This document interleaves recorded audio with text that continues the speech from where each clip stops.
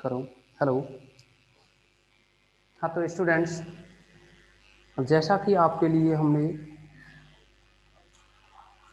संपूर्ण अवकल गुणांक के बारे में डिस्कस किया था और उसके साथ साथ अस्पष्ट फलन इम्प्लिसिट जो फंक्शन थे उनके बारे में भी डिस्कस किया और इसमें एक थ्योरम थी अस्पष्ट फलन के लिए, वह भी आपको पिछली मीटिंग में प्रूफ करा दी गई थी। इस मीटिंग में हम कुछ क्वेश्चंस के बारे में डिस्कस करेंगे और उन क्वेश्चन में से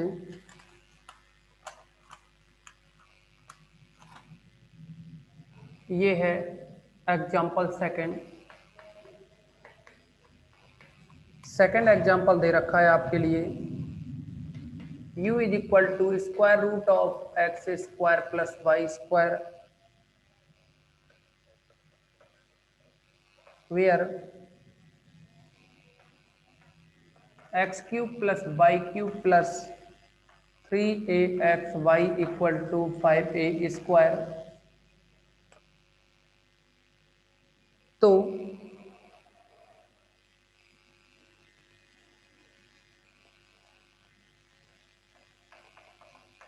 x is equal to y is equal to a पर du अपॉन dx की जो वैल्यू है ज्ञात करनी है। तो जैसा कि आपके लिए हमने संपूर्ण अवकल गुणांक के बारे में बताया था कि du upon dt is equal to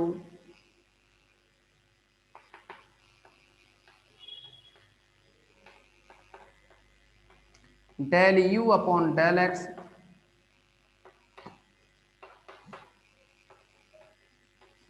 dx upon dt plus del u upon del y dy upon dt। लेकिन आपसे पूछा गया है यहाँ du अपॉन dx, तो यानी यहाँ पर t जो भी दिख रहा है उसकी जगह x लिखें, तो यह बन जाएगा du upon dx equal to del u upon del x plus यहाँ dt की जगह dx लिखोगे कैंसिल होगा, 1 आएगा, 1 से मल्टीप्लाई करोगे del u upon del x का तो del u upon del x रहा। यहाँ t की जगह आप x लिखोगे तो del u upon del y और dy अपॉन dx। अब आप देखेंगे del u upon del x का मतलब है u का x के सापेक्ष आंशिक अवकलन, del u upon del y का मतलब है u का y के सापेक्ष आंशिक अवकलन।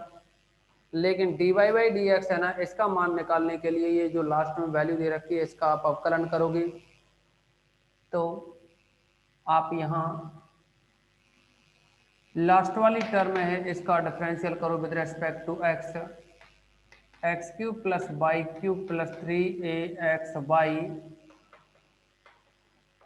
Equal to 5a square. Differentiation करेंगे इसका विद रेस्पेक्ट टू x,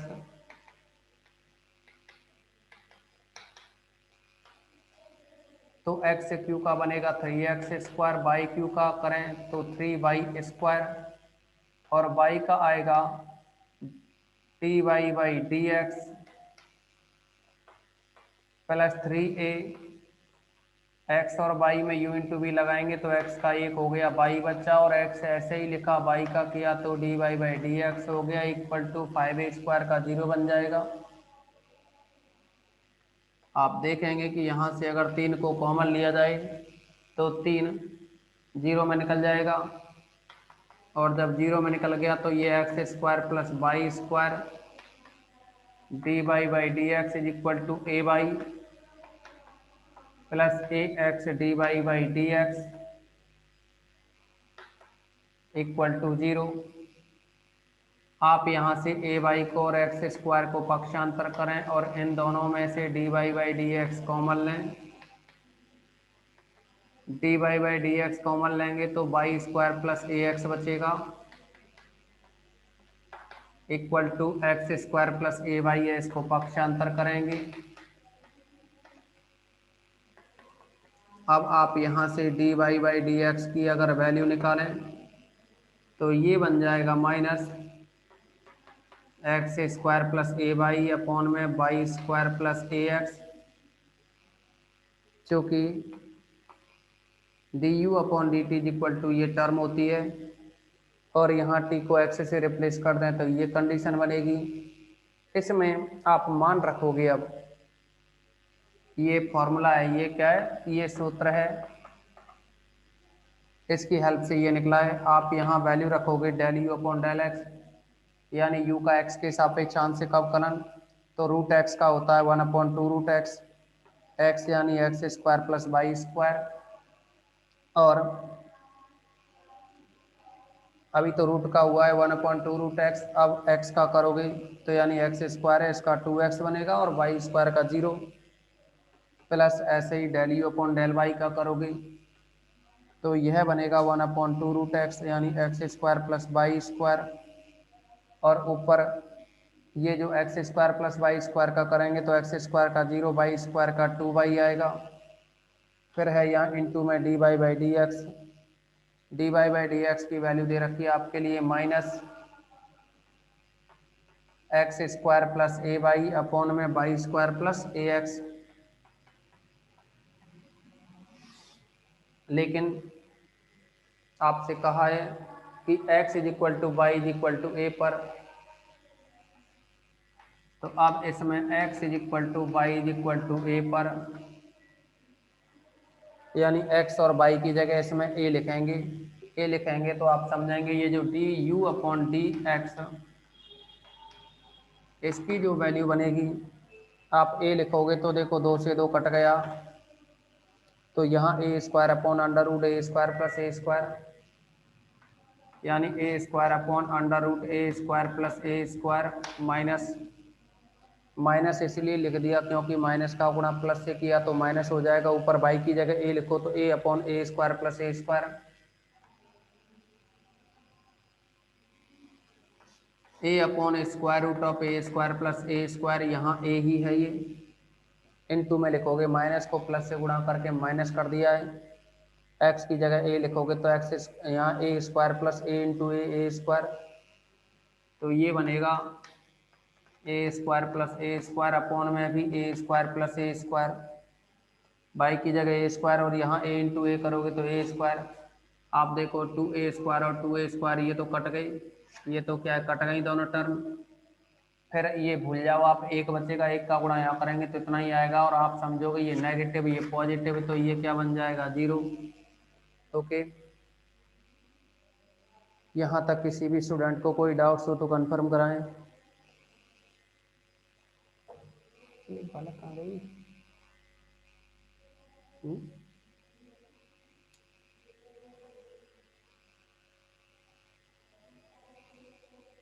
यहाँ तक किसी भी स्टूडेंट को कोई भी डाउट्स हो तो बताएं। ओके, नेक्स्ट समझेंगे।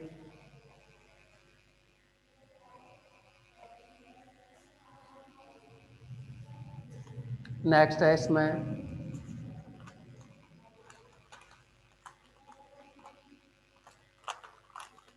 Example number 4।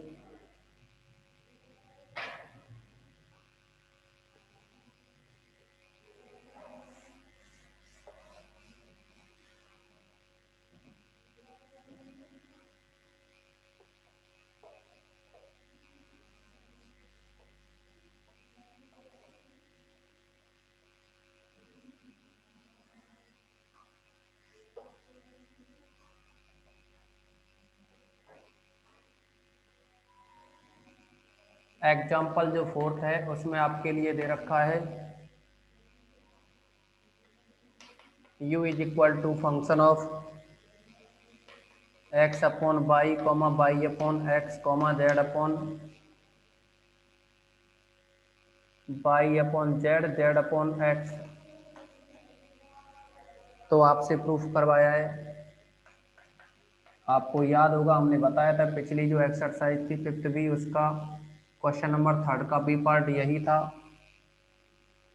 तो आपसे यहाँ प्रूव करवाया है x del u upon del x plus y del u upon del y plus z del u upon del z equal to 0। Okay, अब आप समझोगे इसमें, जैसा कि आपको हम पहले ही कुछ फॉर्मूले लिखा चुके हैं। अगर हम इसको T1 T2 T3 मान लें, जहाँ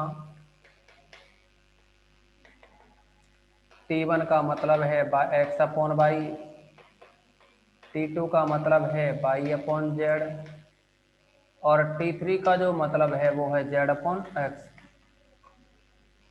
अब देखिए, आप del u upon del x निकालोगे, यहाँ del u upon del x यानी यू का एक्स के सापेक्ष अवकलन करना है। लेकिन आप देखेंगे यू का तो T1 T2 T3 के सापेक्ष होगा। तो कल वाले जो फॉर्मूले थे उनके अकॉर्डिंग यू का T1 T2 T3 के सापेक्ष होगा। तो del u upon del T1 del u upon del T2 del u upon del T3। लेकिन हमें करना है एक्स के सापेक्ष, तो टी का फिर एक्स के सापेक्ष करो, क्योंकि टी फंक्शन है एक्स वाई जेड का। तो यहाँ लिखोगे टी का एक्स के सापेक्ष करेंगे, तो टी का जैसे ही एक्स के सापेक्ष करेंगे तो इसको लिख सकते हो डेल डेल T1 अपॉन, यानी T1 का एक्स के सापेक्ष करेंगे तो del T1 upon del x. अब T2 का एक्स के सापेक्ष करेंगे तो del T2 upon del x.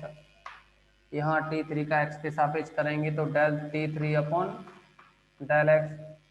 Okay, इसमें वैल्यू रखी जाए तो del T1 upon del x का मान T1 अपॉन डेल एक्स, यानी T1 का एक्स के सापेक्ष आंशिक अवकलन करो, T1 का एक्स के सापेक्ष करोगे तो ऊपर एक्स का एक और वाई नीचे, तो यानी 1 अपॉन वाई बना। और ये है del u upon del T1। फिर है यहाँ del T2 upon del x, T2 का एक्स के सापेक्ष करोगे 0 है, क्योंकि ये एक्स है ही नहीं है एक्स, तो ये 0 हो जाएगा। फिर आएगा यहाँ del T3 upon del x, del T3 upon del x का मतलब है T3 का एक्स के सापेक्ष करोगे तो 1 अपॉन एक्स का माइनस 1 अपॉन एक्स स्क्वायर हो जाएगा। तो जेड ऊपर है तो ये बनेगा माइनस का जेड अपॉन एक्स स्क्वायर। और ये टर्म है ना del u upon del T3, इसको यूं ही लिखेंगे। ठीक, आप देखोगे यहाँ ये del u upon del x की वैल्यू है। अगर इसमें हम एक्स से गुणा कर दें तो x del u upon del x is equal to ये बनेगा x upon y del u upon del T1 minus का एक्स का गुणा करेंगे, एक एक्स कटेगा, जेड अपॉन एक्स बनेगा del u upon del T3। अब देखिए, आप काम में ले सकते हैं इसी प्रकार। जब आप इसी प्रकार लिखेंगे तो x की जगह y, y की जगह z और z की जगह x करोगे। साथ ही T1 की जगह T2, T2 की जगह T3, T3 की जगह T1 लाएंगे। तो यहाँ x की जगह y, तो del u upon del y, x की जगह y, नीचे y की जगह z और यहाँ T1 की जगह कितना लिखोगे T2, z की जगह x, x की जगह y और T3 की जगह लिखोगे आप T1 तथा y की जगह z और यहाँ भी z। तो यहाँ y की जगह z, z की जगह x और del u upon del T2 की जगह T3 आएगा माइनस x की जगह y, y की जगह z और ये del u upon del T1, T1 की जगह T2 हो जाएगा। इनको आप समीकरण नंबर 1, 2 और 3 दें, तो तीनों समीकरणों को हम जोड़ दें। समीकरण 1, 2 व 3 जोड़ने पर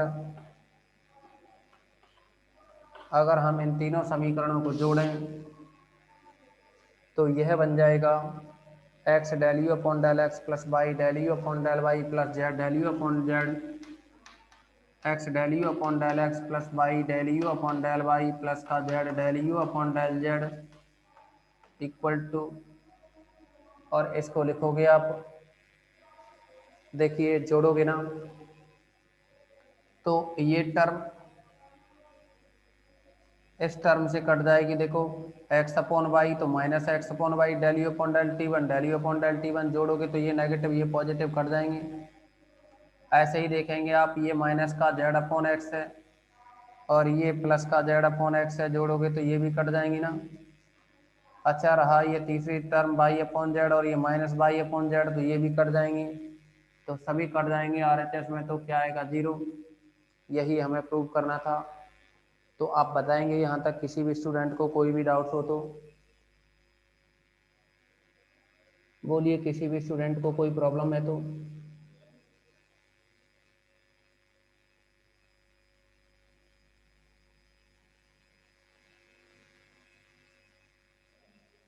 ठीक है, नेक्स्ट कराते हैं इसमें।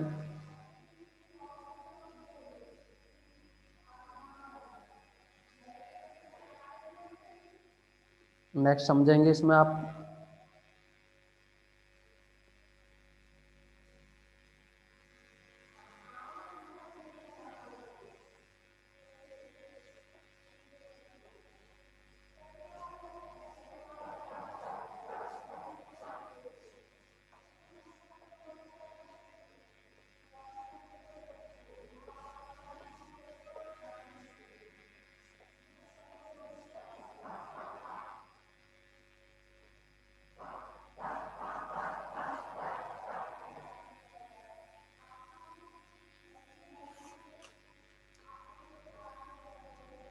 तो स्टूडेंट्स इसी तरह से यहाँ पर एक एग्जाम्पल फिफ्थ है, उसको आप होमवर्क में रखेंगे। अब देखेंगे आप एग्जाम्पल 6। इस 6 नंबर के एग्जाम्पल को हम फिफ्थ ए एक्सरसाइज में करवा चुके हैं। वहाँ u is equal to f of r comma x square plus y square plus z square equal to r square. तो आपको जो प्रूव करना है वो है del square u upon del x square plus del square u upon del y square plus del square u upon del z square is equal to f double dash r plus 2 upon r f of r, यहाँ F dash r. तो देखिए, जब आपने इस question को fifth ए exercise में किया था तो वहाँ बस जेड नहीं था। क्या नहीं था? जेड। तो उसमें जेड नहीं था, लेकिन इसमें यहाँ क्या है, जेड और सम्मिलित हो गया है। तो आप करोगे तो सेम उसी तरह से पहले इसका डिफरेंशियल कर लो with respect to x y and z. Partial differential with respect to x y and z. तो एक्स स्क्वायर का 2x, Y Z 0, are square का करोगे 2r और r का करोगे तो del r upon del x. यहाँ से 2 cancel, del r upon del x निकालेंगे तो r का भाग लगेगा x में। ठीक, इसको आप कोई नंबर डाल देंगे। इसी प्रकार del r upon del y निकालोगे तो del r upon del y करोगे तो ये बनेगा वाई अपॉन आर, और del r upon del z निकालोगे तो बनेगा जेड अपॉन आर। अब u इज इक्वल टू जो एफ ऑफ आर दे रखा है, तो इसका आप x के सापेक्ष आंशिक अवकलन करें, partial differential with respect to x। तो u का करेंगे तो ये बनेगा del u upon del x, और एफ ऑफ आर का करोगे तो एफ डैश आर इंटू अभी तो f का किया एफ डैश, और r का करो x के सापेक्ष तो del r upon del x. तो del r upon del x की वैल्यू है यहाँ से x अपॉन आर, और साथ में ये जो है एफ डैश आर लिखा, और ये वैल्यू है अपनी del u upon del x के इक्वल। लेकिन आप इसका दोबारा से अवकलन करो पुनः del square u upon del x square. तो ऐसा है, यहाँ 1 अपॉन आर का गुणा कर लो और एक्स एफ डैश आर को ऐसे लिख दो। देखिए, आपको उस समय भी बताया था, अगर यू वी डब्ल्यू में हो और इनका आपको डिफ्रेंशिएशन करना हो तो एक का अवकलन करो, दो को ऐसे ही लिखोगे, फिर दूसरे का अवकलन करो, बाकी के दो ऐसे ही लिखोगे, तीसरे का अवकलन करो, बाकी के दो ऐसे ही। तो यहाँ इसको एक्स अपॉन आर को आप चाहो तो ऐसे भी लिख सकते हैं, 1 upon r into x, x upon r को। तो पहले का अवकलन करो, 1 अपॉन आर का होगा माइनस 1 अपॉन आर स्क्वायर, और आर का करेंगे तो del r upon del x, क्योंकि एक्स के सापेक्ष कर रहे हैं।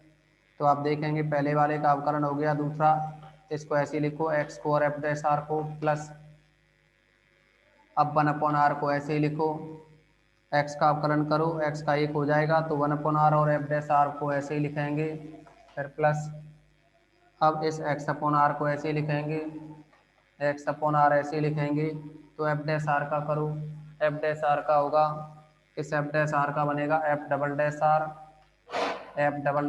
लेकिन r का करेंगे x के सापेक्ष तो del r/del x। ओके, इसमें आप देखेंगे कि ये जो del r/del x है इसकी वैल्यू है x/r, तो यानी -1/r² इंटू इसकी वैल्यू लिखेंगे x/r इंटू में x f' plus 1/r f' plus x/r f" into del r/del x की वैल्यू है अपने पास x/r। इसे सॉल्व करें तो ये बनेगा ऊपर माइनस का x² माइनस x² और ये है साथ में f', फिर है ये प्लस का 1/r f', यहाँ बनेगा x इंटू x² प्लस का, और ये है फिर f'। ओके, अगर आप चाहें तो इनमें से 1/r को और f' को कॉमन ले सकते हो, या फिर आप इसमें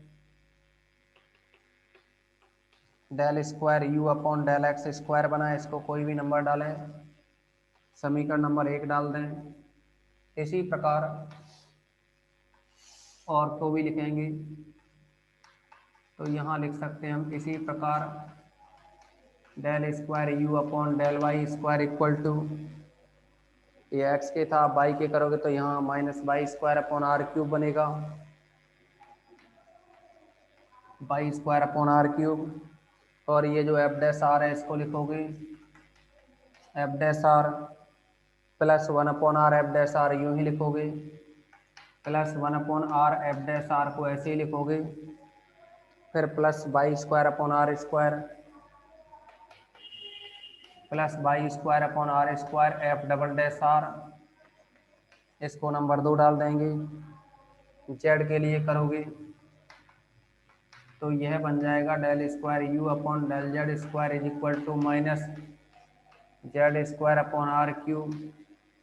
f' plus 1/r f', y की जगह z करो तो z²/r², और ये f', इसको नंबर 3 डालें।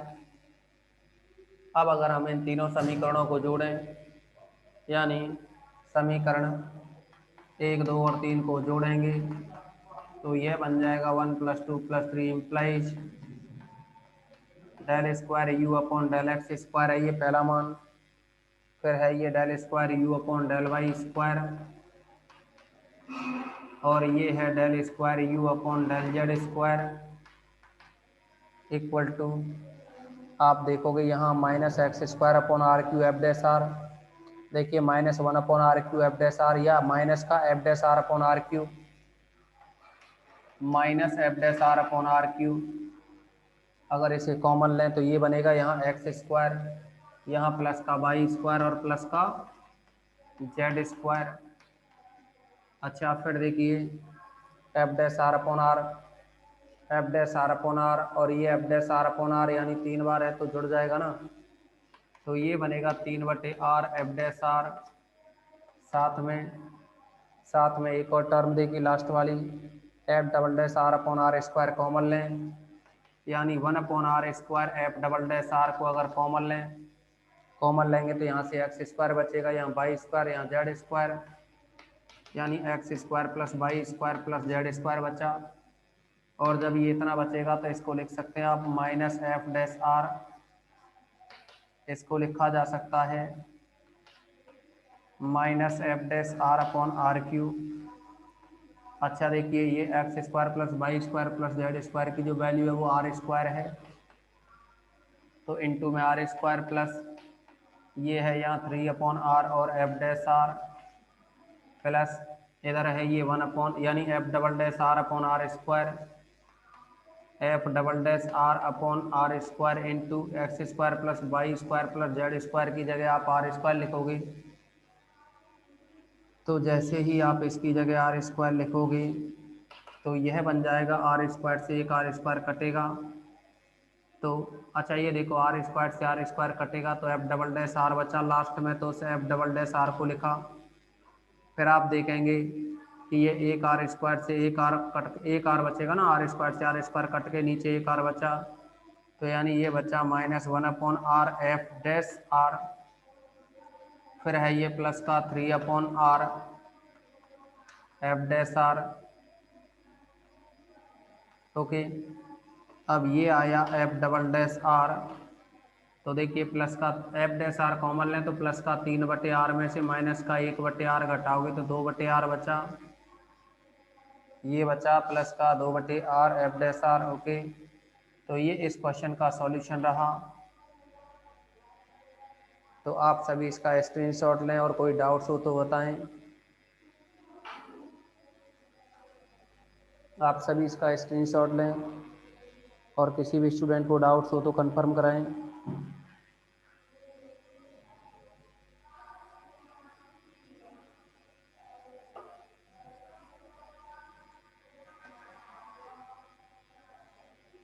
ओके, आप सभी इस क्लास को दोबारा से ज्वाइन करेंगे।